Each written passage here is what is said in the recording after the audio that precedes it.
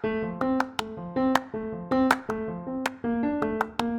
my name is Abbey and I'm the Open Access and Scholarly Communication Librarian for Iowa State University. As the Scholarly Communication Librarian, I support both open access and open education at Iowa State, but I'm going to start by talking about how I support open access.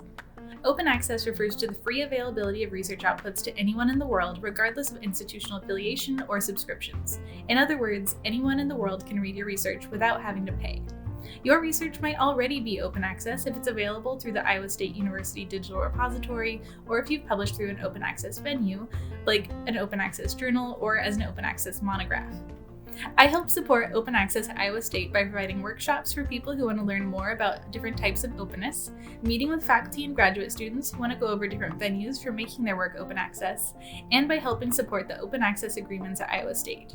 These open access agreements are managed by the Iowa State University Library to pay the publishing fees for some open access journals that might accrue a fee if you want to make your work open. If you want to learn more about any of these support services or other ways we can help you with your open access projects, reach out to me for more information or check out our website.